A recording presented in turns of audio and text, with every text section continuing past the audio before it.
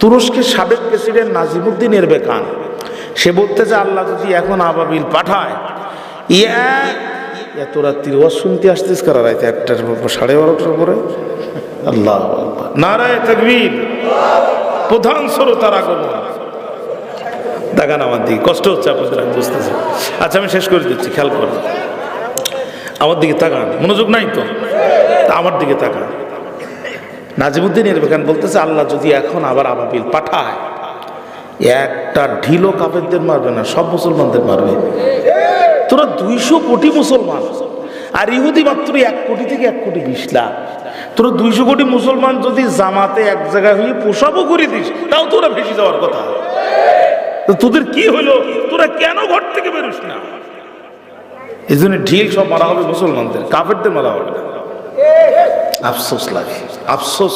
অথচ এই মুসলমান ময়দানে তাকবীর দিলে বাতিলরা তরবারি রেখে পোশাক করে করে পালাতো। আহা, আফসোস লাগে। খেয়াল করে, এখন ইব্রাহিম আলাইহিস সালাম পরিষ্কার ইব্রাহিম আলাইহিস সালাম বিপদে পড়েছে, আল্লাহ ফেরেশতা পাঠাবে কি পাঠাবে না? 1 নম্বর মুমিন বান্দা যখন বিপদে পড়ে, যুদ্ধের ময়দানে বিপদে যখন পড়ে আল্লাহ ফেরেশতা পাঠায়।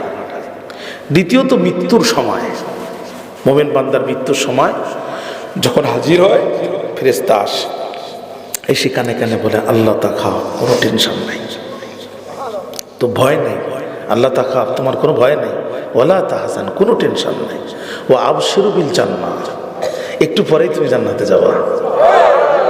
একা একা না, মৃত্যুর সময় আজরাইল একটু বুকে হাত দেবে, তোমার একটু কষ্ট হবে, তুমি কিছু মনে করো না, আমরা ফেরেশতারা আসছি তোমার পাহারা দিয়ে জান্নাতের গেট পর্যন্ত পৌঁছাই দেব। গেট খুলবে, তুমি জান্নাতে ঢুকবে, আমরা চলে আসবো, তুমি টেনশন করো না।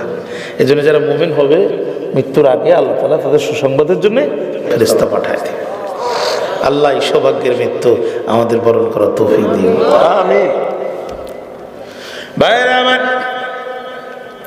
ফেরেশতা চলে আসলো, দোলনা এমন কায়দায় ফেরেশতা ধরে ফেললো, নমরুদের রাষ্ট্র উল্টে যাবে, কিন্তু ইব্রাহিমকে আগুনে ফেলানো যাবে না। ইবলিস শয়তান দেখলো পরিস্থিতি তো ভিন্ন দিকে মন নেছে, ইবলিস যে নমরুদের কানে কানে বলছে তাড়াতাড়ি গণজাগরণ মঞ্চ তৈরি কর।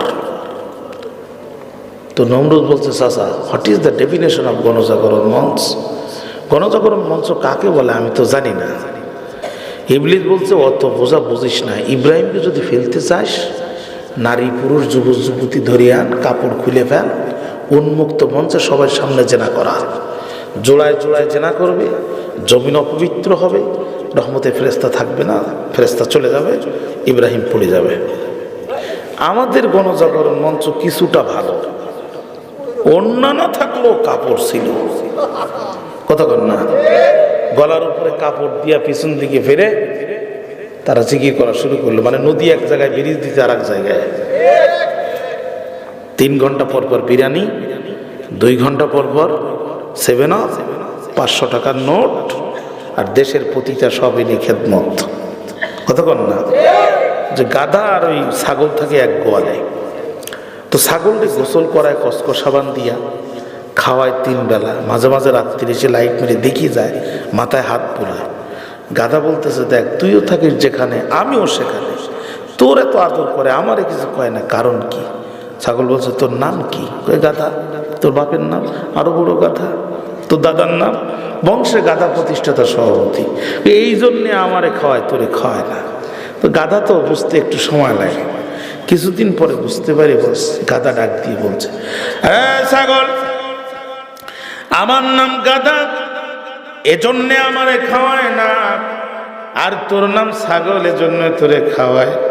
বিষয়টা তাই না, বেশি মজা করিস না রে ছাগল, তোর যে কসকো সাবান নিয়ে গোসল করায়, তোর যে মজার মজার খাবার খাওয়ায়, একটা বার মাথা উঁচু করে পশ্চিম আকাশে তাকায় দেখ, ওই যে কুরবানির চাঁদ দেখা যায়, আসলে তুই কুরবানির ছাগল।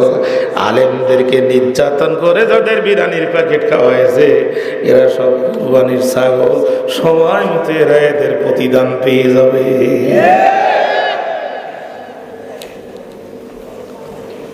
জমিন অপবিত্র হয়ে গেল, ফেরেশতা চলে গেল।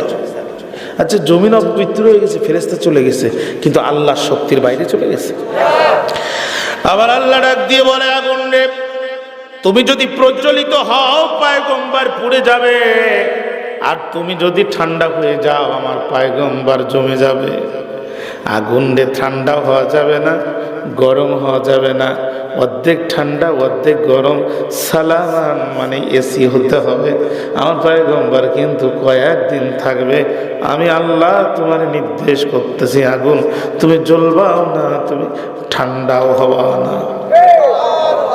ইব্রাহিম আলাইহিস সালামকে ফেলে দিল। ইব্রাহিম আলাইহিস সালাম কি ব্যাপার, দেখতে তো আগুন, আসলে এসির মতো ঠান্ডা। তোর নমরুদের দিকে হাসে আর ভাই, তুই তো এখানেও কিছু করতে পারলি না রে আমারে। নমরুদ আশ্চর্য হয়ে যায় যে তোরা কি জিনিস রে, তোরা আগুনেও জ্বলিস না। নমরুদ খানিকক্ষণ পরে বলতো, বুঝতেছি না, তোরে যে আল্লাহ আগুনকে এসি বানাই দিছে, আল্লাহরে আগে সাইজ করা লাগবে, পরে তোরে ধরা লাগবে, দাঁড়া।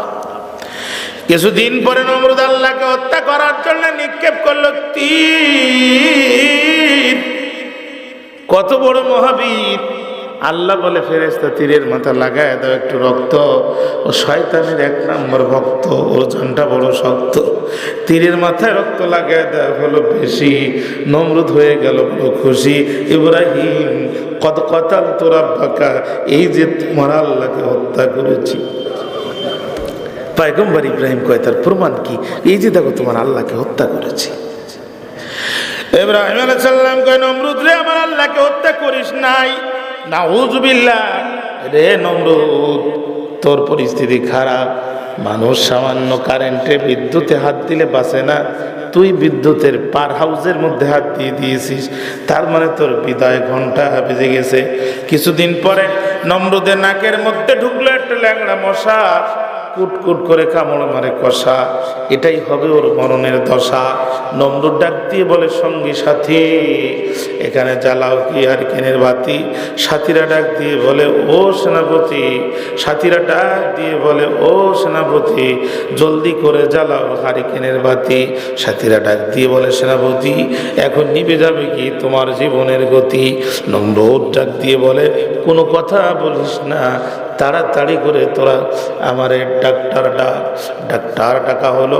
ডাক্তার এসে নাফা দিল, সার্জেল দিল, এজিথ্রোমাইসিন গ্রুপের অ্যান্টিবায়োটিক পর্যন্ত ডাক্তার দিল, কিন্তু ল্যাংড়া মশার কষা কামড় বন্ধ হয় না। ল্যাংড়া মশা কামড় বন্ধ নাই। দেখবেন যে খোড়া মানুষ, ওর হাঁটার স্পিরিট কিন্তু বেশি আছে না? দুটো একটা খোড়া মানুষ পা নাই, আমাদের থেকেও জোরে হাঁটে। চোখ নাই, রাস্তায় যত অ্যাক্সিডেন্ট করে সব আমাদের মতো চৌকালার। আর অন্ত মানুষ একটা লাঠি নিয়ে টাঙ্গাইল শহর ঘুরে বাইসাইকেলের সাথে ধাক্কা খায় না।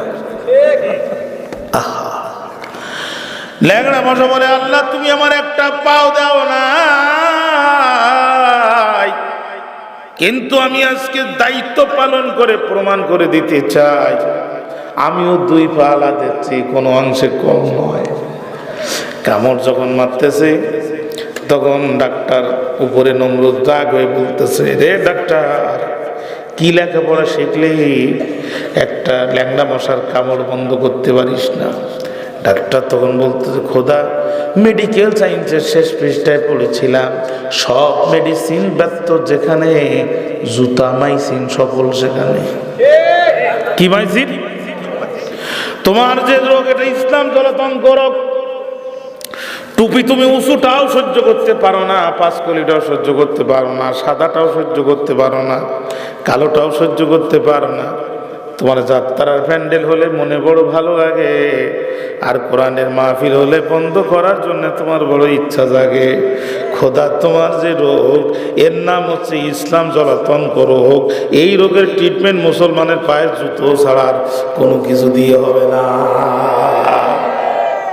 তো নমরুদ বলতে, জুতা বি জুতা, কিন্তু আমার মুরিদগুলোর একটু ঘর থেকে বাইর করি জুতা, কারণ যদি মশা বেরিয়ে যায় আর আমি সুস্থ হই, 2 দিন পরে ওরাই প্রচার করবে আমাদের খোদা জুতো খাওয়া খোদা, এই জন্য ওদের একটু বাইর কর। বাইর করে ডাক্তার পার জুতো খুলে যখন আস্তে আস্তে মারে, নমরুদ তখন আহ লাগে ভালো, ভালো লাগে, আরেকটু জোরে, আরেকটু জোরে। ডাক্তার এক পর্যায়ে ক্ষিপ্তই বলছে, খোদা FRCS পাস করেছি, MBBS পাস করেছি, তোমার জুতো ফিটা করার জন্য নেই। আমরা প্রেসক্রিপশন লিখে দিচ্ছি, পারলে তুমি কামলা ধরে জুতো। ডাক্তার তখন প্রেসক্রিপশন লিখতেছে, রোগীর নাম নমরুদ, রোগের ধরন ইসলামের বিরোধিতা, বর্তমান অবস্থা নাকের মধ্যে ল্যাংড়া মশার কষা কামড়, ট্রিটমেন্ট আজ থেকে 24 ঘন্টা 60 মিনিট 60 সেকেন্ড, অর্থাৎ বাঁচিয়া থাকিবে যতদিন, জুতা পিঠা করিতে হইবে ততদিন। নমরুদ এখন কামলা নিয়ে আসছে। কামলা তো আর ডাক্তারের মতো তো শিক্ষিত না, জুতা কোথায় একটু কাজ করে কোথায় একটু করে মারতে হবে ও তার অত বোঝে না। ও নিয়ে আসছে, মারতেছে, নমরুদকে জোরে ও বাড়াচ্ছে, নমরুদকে জোরে ও আরো বাড়াচ্ছে, নমরুদকে জোরে মার দিচ্ছে, মার, মশা গেছে বেরিয়ে, নমরুদ জুতার পিঠায় কায়ফি পড়েছে। অর্থাৎ 90 আজর আর 90 নমরুদটা যদি আজও মাথা চাড়া দেয়, ইব্রাহিমের জাতীয় সন্তান হিসাবে যদি প্রয়োজন হয় পায়ের জুতা আরো একবার হাতে নিতে হবে। রাজি আছেন কারা কারা? দুহাত করে আল্লাহকে দেখায় দেন। আল্লাহ আমাদের হাতগুলো ইসলামের জন্য কবুল করুক। হাযা মা ইনদি ওয়াল ইলমু ইনদাল্লাহ আলাইহি তাওয়াক্কালতু ওয়া ইলাইহি উনীব। আসসালামু আলাইকুম ওয়া রাহমাতুল্লাহ। আখিরি মোনাজাতের আগে আমার হাতটা একটু আপনাদের হাতে বাড়ায় দিব। এই দোয়া ছাড়া যাবে যারা, সবচেয়ে কপাল পোড়া তারা। এই মাহফিলগুলো চলুক, এটা কি আপনারা চান? দেখেন আপনারা অনেকেই আছেন জীবনে কোনোদিন মাদ্রাসায় পড়েন নাই, পড়ছেন।